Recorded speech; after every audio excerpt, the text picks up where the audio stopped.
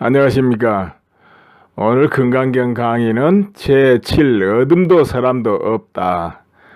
그리고 원문 무등무설분 제7 이렇게 되죠. 이 편을 이제 강의할 시간입니다. 수보리 의우나 열애득 안욕따라 삼막삼보리야. 여기서 시작해 가지고 원문이 자하 일체 현성계 이무위법 이유차별 이렇게 끝납니다. 넘겨서 번역된 내용 한번 보십시오. 수벌이야, 어떻게 생각하느냐? 열애가 안옥따라 삼막 삼보리를 얻었는가? 열애가 설한 법이 있었는가? 이렇게 질문하시자 수벌이가 말씀드립니다. 제가 부처님이 말씀하신 뜻을 이해하기로는 안욕따라 삼막삼보리라고 이름할 정해진 법이 없으며 또한 열애께서 가히 설하셨다 할 정해진 법이 없나이다. 왜냐하면 열애께서 설하신 법은 모두 취할 수도 없고 말할 수도 없으며 법도 아니고 법 아님도 아니기 때문이옵니다. 어찌된 까닭인가 하면 일체의 현인이나 성인들이 모두 이 무위법으로서 차별이 있기에 그렇사옵니다. 이렇게 알게 됩니다.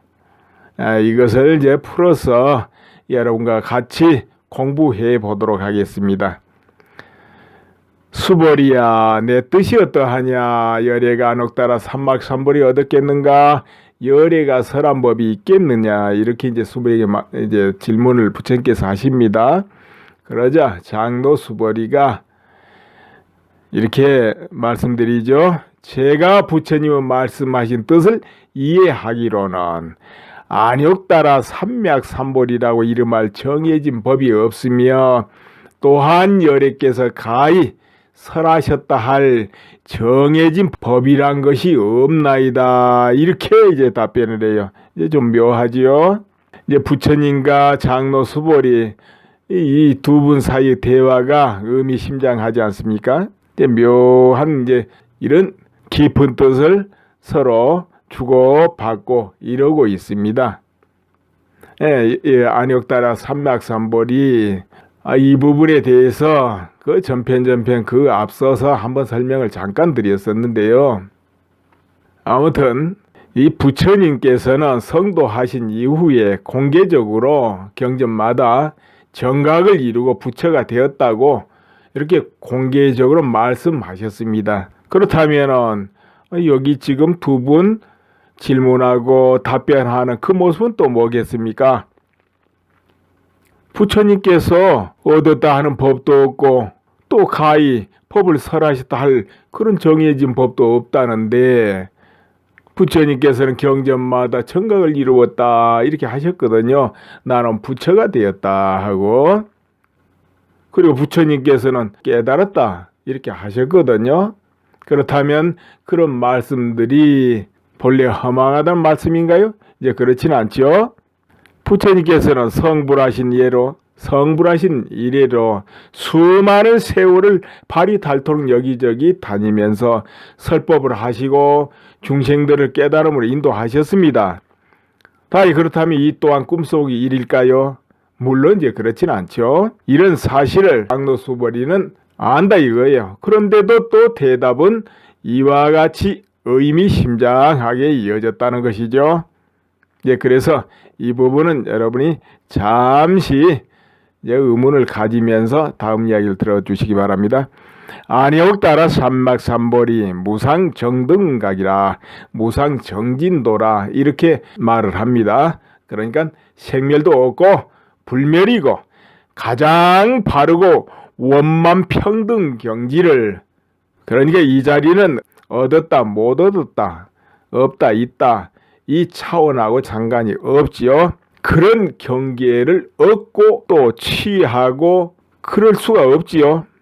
그런데 그와 같은 상태를 실제로 깨닫게 되면 오히려 그때는 또 얻었다 깨달았다 이렇게 또 말을 붙이는 거예요. 만약에 한 물건이 있고 생멸이 있고 뭔가 변한다면은 그것은 얻었다 안 하지요. 왜? 그거는 무상한 바탕에 헛거니까. 얻어도 금방 변하고 소멸되고 달아나고 허망한 것이기 때문에 그것은 얻었다 이렇게 말을 하지 않습니다. 그러나 이제 안육따라 삼막삼보리는 그와 같은 걸 모두 초래해 가지고 일체 걸림없는 해탈문에 딱 들었기 때문에 그래서 원만 평등 경지를 얻었다.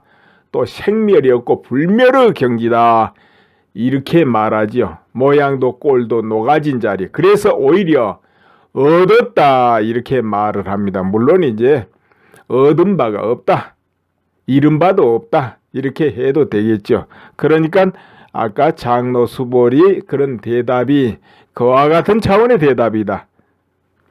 그러니까 부처님께서 그러한 도리를 얻었다고 또 이름할 수도 없고 그리고 또 그 바탕의 법을 이렇게 설한다 해도 정해진 법이 없다는 거죠. 설했다 할 수가 없다. 이렇게 이제 표현할 수 있는 겁니다.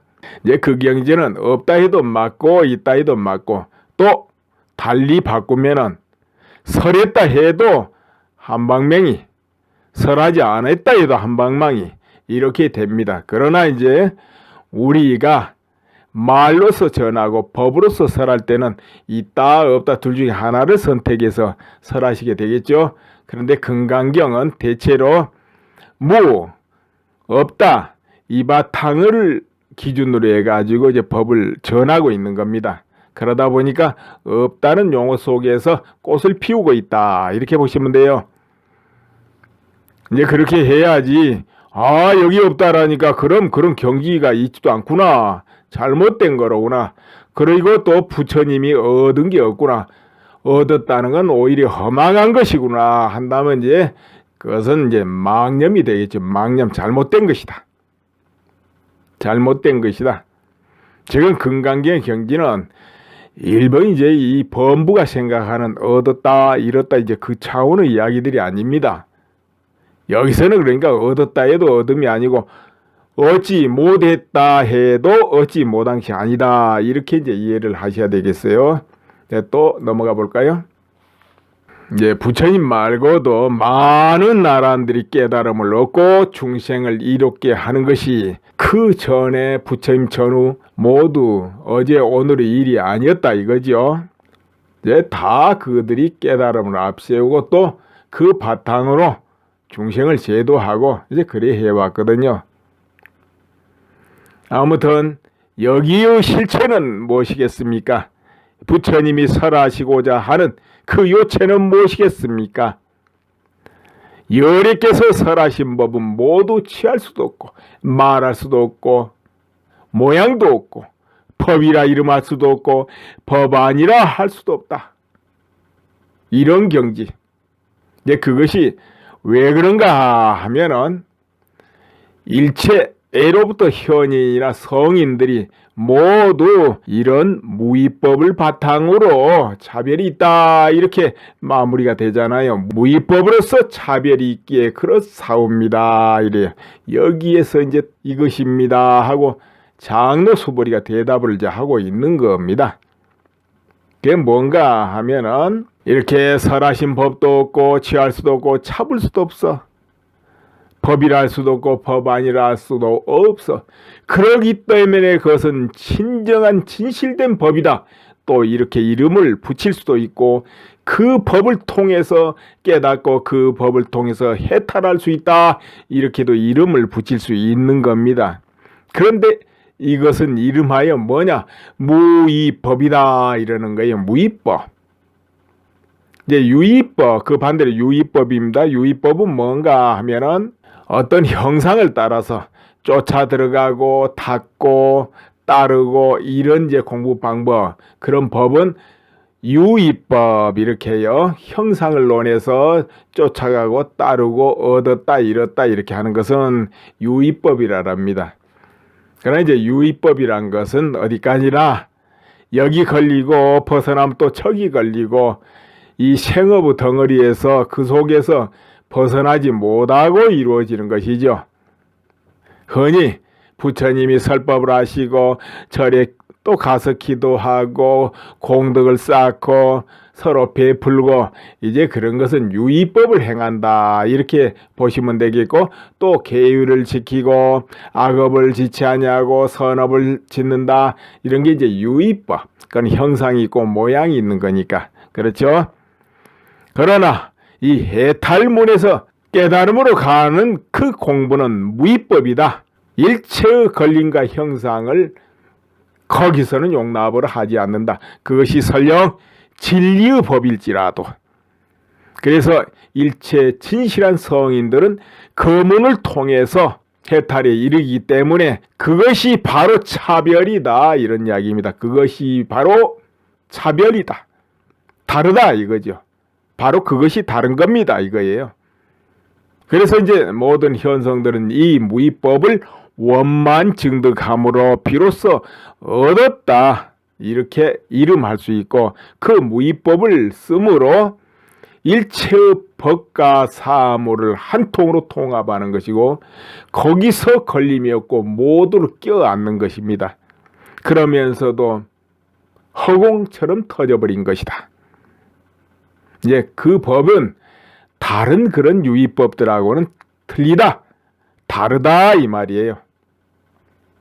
그래서 이제 장로 수벌이 이 수벌이 존재하는 이를 이제 부언해가지고 이제 자기 할 말을 또 설명합니다. 부처님께서 설하신 법은 참으로 모양도 꼴도 정해짐이 없어서 잡을 수도 없고 말로 표현할 수도 없습니다. 이와 같이 그렇습니다. 부처님이 인연을 이야기하고 복을 이야기하며 윤회를 이야기하지만 근본적으로 돌아가는 뜻은 무상이고 결정된 모습이 없다는 것입니다. 그리고 부처님이 세상에 인연 따라 오셔서 깨달았다, 부처를 이루었다 이렇게 이제 선언하시잖아요. 그렇게 선언해도 부처님은 어떤 상도 맺힘이 없이 붙잡음이 없이 이루었다, 얻었다 그런 마음이 없이 그렇게 말씀하시는 거예요. 이제 일체 중생의 인연을 불러일으켜서 따르고 법을 배우고 제도하는 성근을 뿌리려고 하는 것이죠. 법을 펴시려고.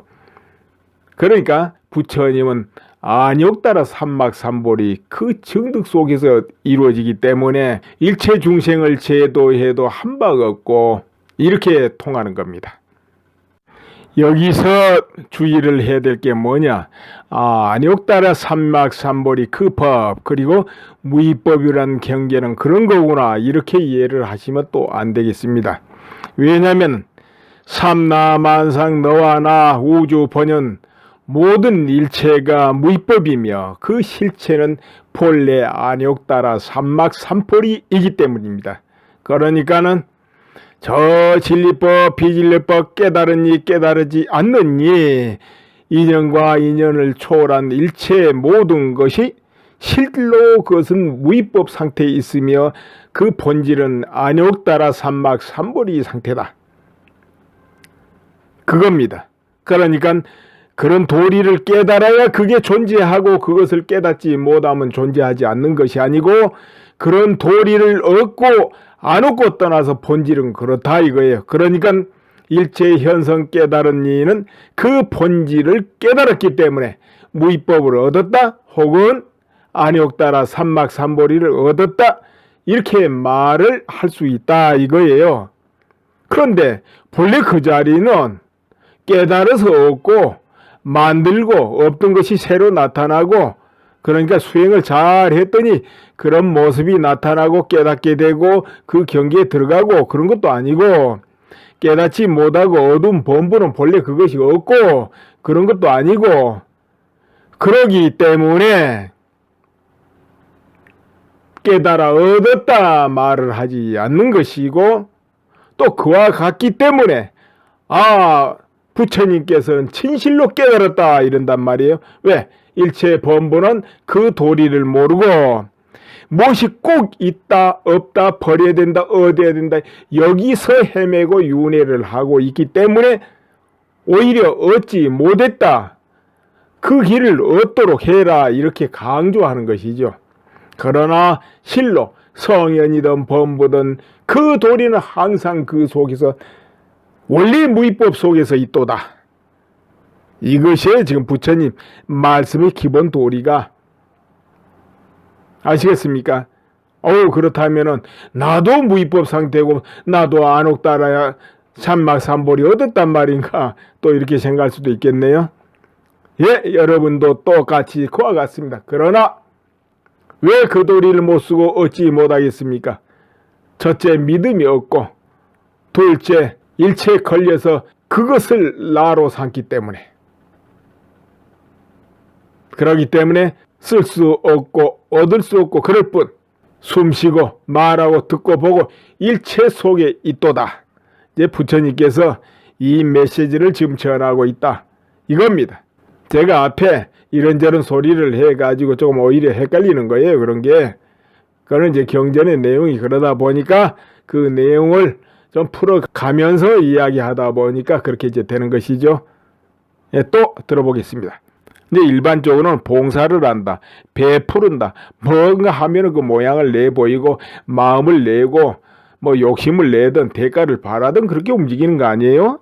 일체처에 뭔가 남이 알아주길 바라든 자기가 즐거워서 좋아서 하든 간에 이제 이런 거 있죠. 그러나 부처님께서는 모든 행 하나하나 얻고 읽고 움직이고 제도하고 다 설법함이 둘이 아니고 여여양 그 바탕에서 오고 가는 것이기 때문에 부처님은 설에도 설함이 없고 포화도 봄이 없다, 이렇게 말하는 겁니다. 따라서 부처님께서 설법을 했다, 나는 깨달았다, 뭐 했다 하지만은 그 마음에는 어떤 걸림이나 실제 깨달았다 얻었다 이 마음이 없다, 이런 이야기죠.